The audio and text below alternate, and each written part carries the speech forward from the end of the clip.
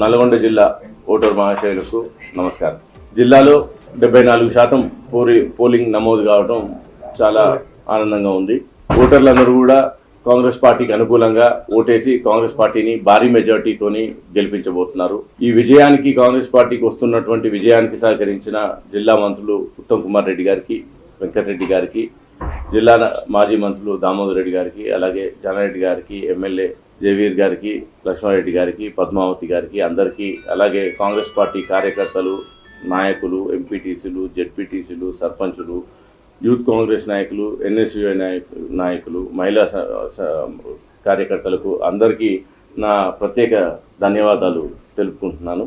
అంతే ఈరోజు జిల్లాలో ఇంత టర్న్అవుట్ కావడానికి కూడా కారణం నల్గొండ జిల్లా ముందు నుంచి కూడా మంచి చైతన్యం కలిగిన జిల్లా.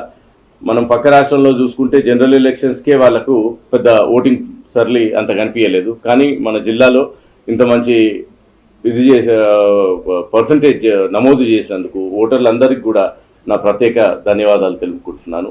అలాగే ఈ ఎలక్షన్ల సందర్భంగా నియోజకవర్గాల్లో నేను ఇచ్చినటువంటి హామీలు, పార్టీ ఇచ్చినటువంటి హామీలు అన్నీ కూడా ఈ 4.5 సంవత్సరాల అసెంబ్లీ ఎన్నికల వరకల్లోనే పూర్తి చేసేదానికి నేను గట్టిగా ఈ ఉన్న ఎమ్మెల్యేలందరితోని, నాయకులందరితోని ప్రభుత్వం నుంచి మంచిగా కోఆర్డినేట్ చేసుకుంటూ పూర్తి చేయడానికి సంపూర్ణంగా మీకోసం కృషి చేస్తానని ఈ సందర్భంగా మీకు తెలియజేసుకుంటున్నాను. బీజేపీ అభ్యర్థి కూడా వ్యక్తం చేస్తున్నారు, మంచి పోలింగ్ అని మాకే అనుకోను కాబట్టి మేము అధికారంలో రాబోతున్నాం, నేను గెలుస్తానని చెప్తున్నాను.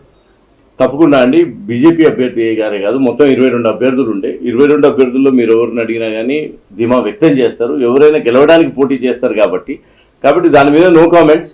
పోలింగ్ అయిపోయింది, డబ్బాల్లో ఓట్లు ఉన్నాయి, 4న కౌంటింగ్. కాబట్టి మనం ఈ ధీమాల మీద ఇప్పుడు నేను కూడా చెప్పింది ధీమానే. కాబట్టి ఈ ధీమాలతో ఏదైనా 4వ తారీఖు మీరు రిజల్ట్ చూస్తారు. మా నమ్మకాన్ని నేను మీకు చెప్పాను. పార్టీ పరంగా కాంగ్రెస్ పార్టీ ఇక్కడ ఎంత బలంగా ఉందో మీకు తెలుసు. తప్పకుండా విజయం సాధిస్తాం భారీ మెజార్టీతో అనేది ఇందాక మీరు చెప్పినట్టే నా ధీమా కూడా. ఓవరాల్గా రాష్ట్రంలో 10 నుంచి 14 సీట్లు తప్పకుండా కాంగ్రెస్ పార్టీ గెలుస్తుంది. దాంట్లో ఎందుకంటే ఆ 4 సీట్లో 10 తప్పకుండా, 4ట్లో మేము వెరీ లో మార్జిన్తో ఉన్నాము. కాబట్టి అది పోటాపోటీకి ఉన్నాయి. దాంట్లో కూడా అవి మాకే వస్తాయి, ఎందుకంటే ప్రభుత్వం మీద ఉన్నటువంటి సానుకూలత అని మేము అనుకుంటున్నాం జరిగిన పోలింగ్ సర్లేని బట్టి. కాబట్టి తప్పకుండా కాంగ్రెస్ పార్టీ 10 నుంచి 14 స్థానాలు గెలవబోతుంది. భువనగిరి తప్పకుండా, నల్గొండ, ఉమ్మడి నల్గొండ జిల్లాలో 2 స్థానాలు తప్పకుండా కాంగ్రెస్ పార్టీ స్థానాలే. థ్యాంక్ యూ అండి, కృతజ్ఞతలు. ఇంకొకటి ప్రత్యేకంగా మీడియా మిత్రులకు, మాకందరికీ సహకరించినటువంటి మీడియా మిత్రులకు, మీకు ఎటువంటి ఒకవేళ ఏమైనా మా నుంచి ఇబ్బంది కలిగితే దానికి అయినా సారీ. అండ్ మీడియా వాళ్ళు కూడా, పోలీస్ అధికారులు అందరూ కూడా మంచిగా సహకరించారు. ఎటువంటి మన జిల్లాలో అవాంఛనీయ సంఘటనలు జరగకుండా మంచిగా ఎలక్షన్ జరిగినాయి. దానికి సహకరించిన ప్రతి ఒక్కరికి పేరు పేరున నా ధన్యవాదాలు. ఇందాక నేను చెప్పాను 14వ తారీఖు దీని మీద మాట్లాడతా అని. ఇందాక కూడా ప్రెస్ మిత్రుడు నాకు గుర్తు చేశాడు. కిషోర్ గారు ఎన్నికలు డిక్లేర్ అయినప్పుడు ఒక ఆరోపణ చేశారు. ఈ సందర్భంగా కిషోర్ గారికి ఒకటి చేయలేదు, కిషోర్ గారికే కాదు ఈ జిల్లాలో ఆ విషయాన్ని గుర్తు చేస్తూ మిగిలిన అందరి నాయకులకు కూడా ఒక విషయం చెప్పదలుచుకున్నాం. మనం యూట్యూబ్ థంబ్నెయిల్స్ కోసం ఆరోపణలు, ఒకరి మీద ఒకరు ఉట్టిగానే బురద చల్లుకుందామనే టైప్ రాజకీయాన్ని ఆపి, పూర్వం రాజకీయాలు ఎట్లుంటుండేనో ప్రజలకు, మనకు, అందరికీ రెస్పెక్ట్ఫుల్గా ఉండేటట్టు మీ గౌరవాన్ని, ప్రజల గౌరవాన్ని, మన గౌరవాన్ని కాపాడుకుంటూ చేసే రాజకీయాలు చేద్దాం. కానీ ఊరికే బట్టగాలుస్తా నేను కూడా ఒకటి అనొచ్చు. ఇప్పుడు ఆ రోజు అనుంటే అసలు ఈ ఎలక్షన్ జరిగేది. ఆ రోజు నేను దాని మీద ప్రెస్లో కూడా ఎవరు అడిగితే దీని మీద నేను మే 14లో మాట్లాడుతున్నా.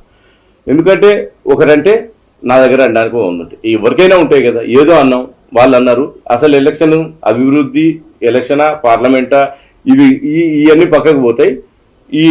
ఈ ఛాలెంజ్లు ఇవి వస్తాయి. కాబట్టి మే 14లో మాట్లాడుతున్నా. ఆయన సరే ఒకటి అన్నారు కదా, దాని మీద కావాలంటే ఆయన ముందుకు వెళ్ళొచ్చు, న్యాయ వ్యవస్థలోనే ఇంకోటినే వెళ్ళండి. డ్రగ్స్ వ్యాపారింది అసలు ఏమన్నా అర్థం ఉందా? మాట్లాడటానికైనా అర్థం ఉండాలి, ఇనేటోనికైనా అర్థం ఉండాలి. అందుకే ప్రజలలో కూడా ఏమీ స్పందన లేవు. అంటే ఇట్లాంటివి చేసుకుంటే ప్రజల దృష్టిలో మీరు, నేను, మన రాజకీయ నాయకులు వీక్ అవుతారు, చులకన అవుతారు తప్ప అంతకుమించి ఏం లేదు. కాబట్టి మీ రెస్పెక్ట్ని కానీ, మా రెస్పెక్ట్ కానీ, ప్రజల రెస్పెక్ట్ కానీ, రాజకీయాల గురించే ఒక రెస్పెక్ట్ పెరిగేటట్టు మనం రాజకీయాలు చేసుకుందాం. జిల్లాకి ఏం కావాలో చేసుకుందాం. 10 సంవత్సరాలు మీరున్నారు, నెక్స్ట్ మేము ఇప్పుడున్నాం.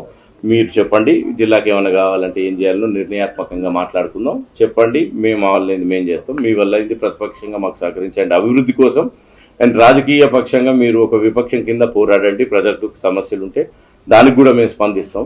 కానీ ఇలాంటి చిల్లర వ్యవహారాలు మీరు చేసుకొని నేను చేసుకుంటే అందరికీ అది మంచిది కాదు, రాజకీయాలకు మంచిది కాదు, ప్రజలకు అది అవసరం లేదు కూడా. కాబట్టి ఈ సందర్భంగా ఈ విజ్ఞప్తి నేను మన జిల్లా నాయకులకు కానీ ఎవరికైనా అందరికి తెలియజేస్తున్నా. నేను మొదటిసారి పోటీ చేశా, నేను విజయం సాధిస్తాను ధీమాగా ఉన్నా.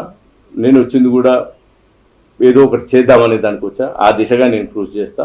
దానికి అన్ని పార్టీల వాళ్ళు, అందరు కార్యకర్తలు సహకరించాలని ఈ సందర్భంగా మీకు